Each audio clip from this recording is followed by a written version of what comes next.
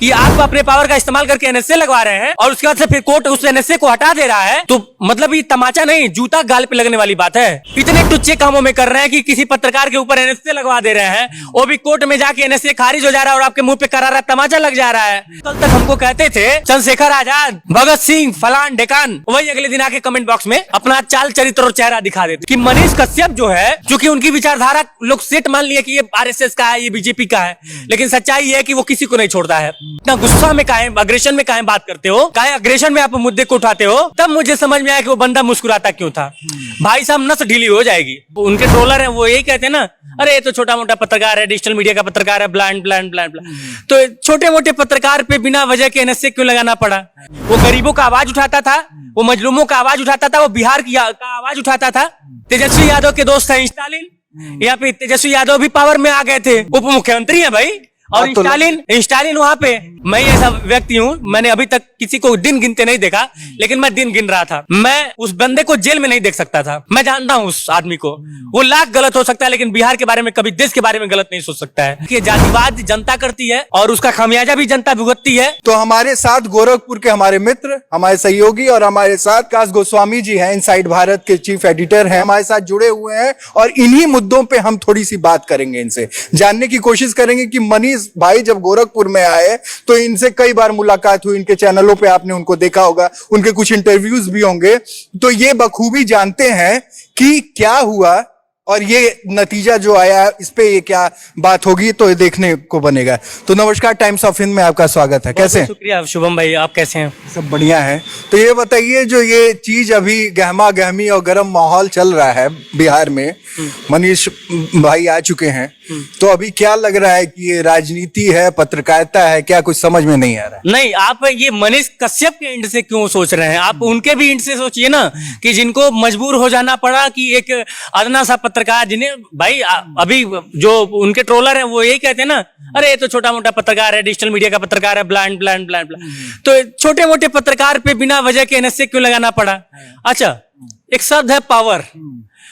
Power का इस्तेमाल अगर सही जगह पे हो तो ठीक है, लेकिन अब अगर आपको भगवान ने शक्ति दी है, समृद्धि दी है, ताकत दिया है और आप अपने पावर का इस्तेमाल ऐसे टुच्चे कामों में कर रहे हैं, इतने टुच्चे कामों में कर रहे हैं कि किसी पत्रकार के ऊपर एनएसए लगवा दे रहे हैं, वो भी कोर्ट में जाके एनएसए खारिज हो जा रहा है और आपके मुंह पे करारा तमाचा लग जा रहा है, तो इससे ज्यादा घटिया बात क्या हो सकती है? तो मनीष कश्यप के साथ जाती हुई, अगर मनीष कश्यप कहीं पे गलत भी थे, मैं ये नहीं कहता हूं कि वो पूरी तरह से सही थे, हो सकता है कि कुछ जगहों पे पहले भी कुछ मुकदमे चल। हाँ, मैं क्या कह रहा हूं कि हो सकता है कि कुछ जगहों पे गलत। देखिए, मनीष कश्यप पे एक अभी पर्सनल व्यक्तिगत कोई मुकदमा नहीं है। जितने भी मुकदमे हैं वो आवाज उठाते हुए है। वो गरीबों का आवाज उठाता था, वो मजलूमों का आवाज उठाता था, वो बिहार का आवाज उठाता था। मैं पहले बड़ा गुस्सा करता था उस बंदे पे। मैं कहता था यार काहे इतना, मतलब ये बातें जो बोलता है आराम से भी तो बोल सकता है, आराम से भी तो ये अपनी बातें रख सकते हैं। तो एक दो बार तीन बार जब भी मेरी गोरखपुर चूंकि आते थे तो बताते थे, मुलाकात हम लोग की होती थी, हम पूछते थे, तो बंदा कहता था कि यार मुस्कुरा के तू ना समझा। लेकिन उनके जेल जाने के बाद जब मैं उनके गांव गया, मैं जिस रास्ते से गया, जिन पगडंडियों से होके गया, तो मुझे समझ में आ गया कि जब मैं ये कहता था कि इतना गुस्सा में काहे, अग्रेशन में काहे बात करते हो, काहे अग्रेशन में आप मुद्दे को उठाते हो, तब मुझे समझ में आया कि वो बंदा मुस्कुराता क्यों था। भाई साहब नस ढीली हो जाएगी। अब सोचिए कि वो बिहार जो आपके गांव के, मतलब कि उनका जो गांव है ना, आपका जो गांव होगा उससे कम 40 साल पीछे होगा। बिल्कुल बिल्कुल। तो वो बंदा जब अपने गांव से निकल के उत्तर प्रदेश में जाता होगा, राजस्थान में जाता होगा, मध्य प्रदेश में जाता होगा, तो उसको दुख नहीं होता होगा कि साला जो बिहार जो है पूरी दुनिया को शिक्षा दे रहा था, जो बिहार पूरी दुनिया में सबसे ज्यादा समृद्ध था, उस बिहार की हालत लालू प्रसाद यादव से लगाए कितने सारे मुख्यमंत्री हो चुके, नीतीश कुमार मुख्यमंत्री हो गए। मैं हर पार्टी की बात कर रहा हूं, क्योंकि वहां पे बीजेपी के गठबंधन वाली भी सरकार थी। जंगल राज कभी कहा जाता था, कभी कुछ कहा जाता था, कभी कुछ कहा जाता था। उस लड़के को गुस्सा नहीं आएगा तो क्या आएगा? और वो गुस्से में थोड़ा अग्रेशन में बोल दे रहा था और ट्रोलर उसको लग रहे थे ट्रोल करने। असल में बात क्या है कि जो पत्रकारिता है एक मर्यादित, आज तक जो हमने देखा, कहता था कि मैं पत्रकार कम एक्टिविस्ट ज्यादा हूं। अच्छा। तो ठीक है यार, सबके अपने अपने तरीके होते हैं, अपने अपने वो होते हैं, लेकिन एनएसए लगवा देंगे।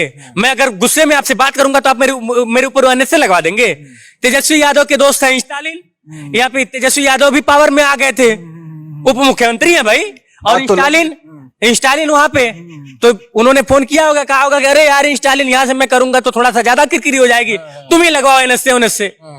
बताइए, एनएसए लगवा के फिर थूथू भी करवा लिए। अच्छा, यहाँ पर न्यायपालिका पे भी सवाल कुछ उठता है क्या? नहीं, मैं देखिए, न्यायपालिका है तभी तो सारी चीजें अच्छी हो गई।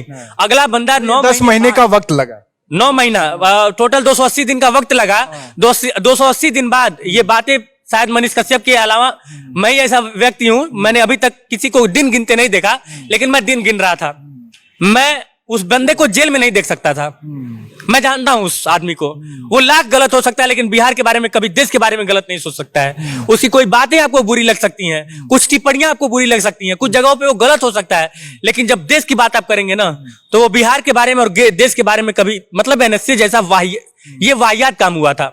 अच्छा, एनएसए लगने के बाद जब मनीष कश्यप को पहली बार वो विजुअल देखने को मिला कि उनके आंखों में आंसू था, तो उसका जवाब दिया रवि भट्ट, हमारे मित्र हैं, पत्रकार, उन्होंने इंटरव्यू लिया, तो उन्होंने पूछा कि वो आंसू कैसा था, तो उसका जवाब दिया कि मुझे न्यायपालिका पे बहुत विश्वास था और अखंड विश्वास था, लेकिन जब वही न्यायपालिका, मैं उन जज का नाम नहीं लूंगा, उन्होंने भी यही सेम जवाब दिया। होता क्या ना कि कई बार ना जज के सामने भी कुछ प्रेशर होते हैं, ठीक है ना। मीडिया जैसे कई बार ना, मीडिया जब चीजों को बहुत बढ़ा चढ़ा के दिखाने लगती है, या फिर पब्लिक के जो रिएक्शन होते हैं, तो कई बार जो है उसका जजमेंट पे भी असर पड़ता है। लेकिन लास्ट में, अंत में जीत न्याय की होती है। तो वो एक प्रारंभिक फेज था, और प्रारंभिक फेज में भाई जितने भी अधिकारी होते हैं, नेताओं से सब लोग, कौन नहीं डरता है, कौन नहीं दबता है भाई। वो सत्ता में है, शासन में है, कुछ भी कर सकते हैं। तो हो सकता है कि कोई प्रेशर रहा हो, लेकिन जब उनके ऊपर भी तो लोग हैं भाई। पहले तो निचली अदालत, ऊपर ही भी तो अदालत है, हाई कोर्ट भी तो है, सुप्रीम कोर्ट भी तो है, तो सीबीआई जांच के लिए हो जाए। तो वही बात है।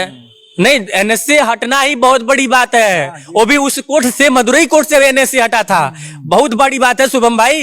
ये मतलब ना, ये जितने भी लोग ये वीडियो देख रहे हैं, इन लोग को छोटी मोटी बात लग जाए, लेकिन ये जैसे ना गाल पे जूता लगने जितना बड़ी बात है कि आप अपने पावर का इस्तेमाल करके एनएसए लगवा रहे हैं, और उसके बाद से फिर कोर्ट उस एनएसए को हटा दे रहा है। तो मतलब ये तमाचा नहीं, जूता गाल पे लगने वाली बात है। अब वो उस बेइज्जती को महसूस करे ना करे, वो अलग बात है। अरे भाई, मनीष कश्यप चारा चोर तो नहीं है ना, घोटाला नहीं किया है, बिहार को लूटा नहीं है ना, पत्रकारिता ही तो कर रहा था। बिहार के मजदूर जाते नहीं है, मुंबई नहीं जाते हैं, दिल्ली नहीं जाते हैं। सुनिए ना, मुंबई नहीं जाते हैं, दिल्ली नहीं जाते हैं, बेंगलोर नहीं जाते हैं, तमिलनाडु नहीं जाते हैं। मजदूरों के साथ कौन मालिक बड़ा बढ़िया व्यवहार करता है बताइए? 100 में से 2-4 छोड़ दीजिए, 2-3-4%, 10% की बात छोड़ दीजिए, मजदूरों के साथ कैसा व्यवहार होता है, जितने भी लोग इस बात को जानते हैं, सब लोग जानते हैं। और यूपी बिहार के ही सबसे ज्यादा आपको हर जगह पे मजदूर मिलेंगे। मजदूर के नाम पे जब भी बात होगी किसी भी देश के किसी भी कोने में, तो सिर्फ आपको बिहार के मजदूर दिखेंगे, यूपी बिहार के मजदूर दिखेंगे। नहीं, ये बात उन्होंने कही, उन्होंने कहा कि मेरे पास जो भी मुकदमा है, जो भी आज तक मुकदमे हुए हैं, मुझे, मैंने अपने जेब को मोटा करने के लिए तो कोई मुकदमे नहीं है मेरे पे। मैंने आपके लिए, बिहार के लिए, बिहार के गरीबों के लिए, बिहार के किसानों के लिए, बिहार के मजदूरों के लिए आवाज उठाई।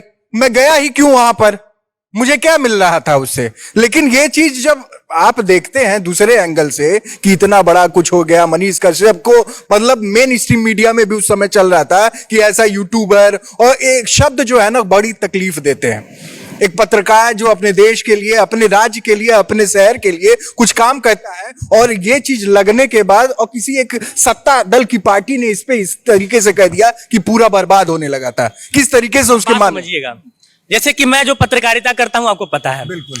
अब चूंकि मैं उत्तर प्रदेश में हूं तो ज्यादातर मुद्दे उत्तर प्रदेश में कवर करता हूं, सरकार से सवाल करके करता हूं। तो जब मैं योगी जी से सवाल करता हूं, जब मैं भाजपा से सवाल करता हूं, तो मुझे लाइक करने वाले लोग कौन होंगे?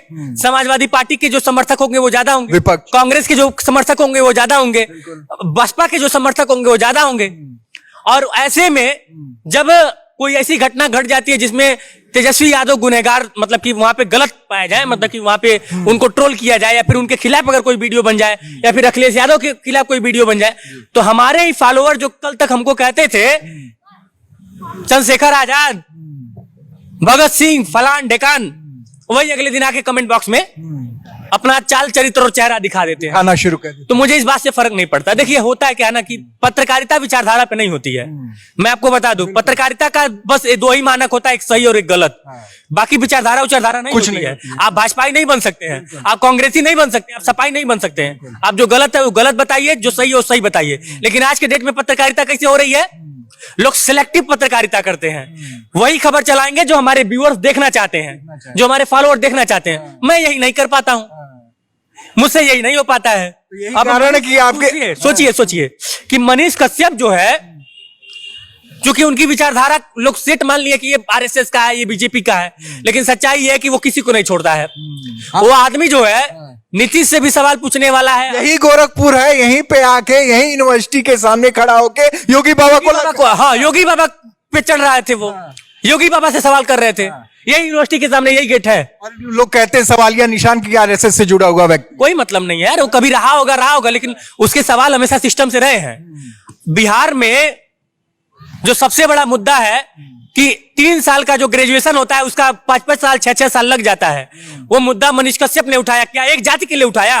क्या सिर्फ अगड़ों के बच्चे पढ़ते हैं? ग्रेजुएशन सिर्फ अगड़ों के बच्चे कर रहे हैं? नहीं, अगड़े, पिछड़े, दलित, वंचित सबके बच्चे पढ़ रहे हैं। और सबके लिए उसने आवाज उठाई थी। रोड पे जो नालियां बनती थी, भ्रष्टाचार होता था, और जो पुलवा टूटा वो पहले ही निर्धारित, वो पहले ही मनीष कश्यप जाके वहां पे कह दिया था कि 2 साल के अंदर ही पुलवा ढह जाएगा और बहुत बड़ा घोटाला सामने आएगा। और वो ढह गया। वो पुलवा पे जो टैक्सवा लगा था, किसका था? वो सिर्फ एक बिरादरी का था? वो सिर्फ भाजपा वालों का था? नहीं, वो सबका था। तो ये आरोप लगाने वाले लगाते हैं। देखिए, जातिवाद जनता करती है और उसका खामियाजा भी जनता भुगतती है। जाति के नाम पे, धर्म के नाम पे जो है हम नेताओं को सिलेक्ट करते हैं, और उन नेताओं से जब पत्रकार सवाल पूछता है तो उसी के जाति के लोग जो है आके कमेंट बॉक्स में गरियाएंगे और फिर ये उम्मीद करेंगे कि सरकार बहुत अच्छा काम करे। अरे भाई, तुम बटे हुए हो, नेता नहीं बटे हुए हैं। नेताओं की लॉबिंग है, ब्यूरोक्रेट्स अधिकारियों की लॉबिंग है, जनता की लॉबिंग नहीं है। जनता जो है हिंदू है, मुसलमान है, यादव है, गुप्ता है, बनिया है, मतलब ब्राह्मण है, ठाकुर है, ये सारी चीजें हैं। लेकिन कभी आईएएस वाले जो लोग होते हैं, आईएएस लॉबी के लोग होते हैं, किसी एक को आप टच करके दिखाइए नरगल, अभी देखिए पूरे देश की आईएएस लॉबी जो है अभी एकजुट होकर क्या करेगी? काम नहीं करने, किसी की हिम्मत नहीं, किसी नेता की। सिस्टम मिल जाएगा, सिस्टम मिल जाएगा। नेताओं के साथ भी वही चीज है कि अगर आप पावर में है, सत्ता में है, चाहे आप किसी धर्म जात के रहे, कोई हिला दे। लेकिन जनता क्या है? अरे हमारा टाइटल यादव है, बस अब कोई बात यादव जी, अखिलेश बाबू ही हमारा, यादव हमारे हैं, अखिलेश यादव हमारे हैं, हमारा टाइटल सिंह है तो योगी जी हमारे हैं, हमारा टाइटल फला है तो फलाने हमारे हैं। यही चलता है। तो हाँ, देखिए, इसमें सबसे बड़ा जो कारण है ना, वो यही है कि हम बटे हुए हैं। उसका फायदा जो है ब्यूरोक्रेट्स और पॉलिटिक्स दोनों उठाता है। 2024 के चुनाव आने वाले हैं, जल्द हम इस पे भी बात करेंगे। आज मुद्दा था मनीष कश्यप का। हम एक आखिरी सवाल आपसे पूछेंगे मनीष कश्यप का। क्या लगता है कि अगले 5 साल 10 साल आप जो मिले हुए हैं, हम भी मिले हुए हैं, क्या लगता है कि बिहार की राजनीति में और पत्रकारिता जगत में कैसा चेहरा है बन के सामने आएगा? जो अंगारे मैंने उसकी आंखों में और उसकी शांत, अभी मैंने मनीष का अग्रेसिव रूप आप लोगों ने देखा ना, मैं अभी मनीष का जो है ना, वो जो अंदर का जो मतलब कि तूफान जो उमड़ रहा है ना, जो मतलब एक शांत चेहरा मुझे दिखा, और उस शांति के पीछे जो अंगारे धधक रहे हैं ना, वो बवंडर लाएगा और बिहार में क्रांति लाएगा। आप देख लीजिएगा, ज्यादा नहीं, 15 से 20 साल के अंदर मनीष कश्यप जो है, मैं दावा तो नहीं कर रहा हूं, लेकिन मुझे उम्मीद है कि उसे योग्य हो जाएंगे कि वो बिहार का भविष्य तय करेंगे। जब तक तोड़ेंगे नहीं तब तक छोड़ेंगे नहीं, ये आखिरी शब्द थे। इस तरीके से मनीष कश्यप के शब्द अक्सर ही आपको सुनने को मिले थे, और ये जेल से निकलने के बाद के शब्द हैं। तो कहीं ना कहीं राजनीति में भी और जो भी राजनेता है ना, उनके में भी खलबली मच चुकी है। हम उत्तर प्रदेश में गोरखपुर से बात कर रहे थे। अब इस तरीके की तस्वीरें सामने आती हैं, बहुत कुछ सिखा के जाती हैं, और कुछ सत्ता परिवर्तन भी होता है और माहौल गर्म और नरम दोनों पड़ता है। तो इस तरीके की तस्वीरों को देखने के लिए बने रहिए टाइम्स ऑफ इंडिया में। मैं शुभम त्रिपाठी, नमस्कार, जय हिंद।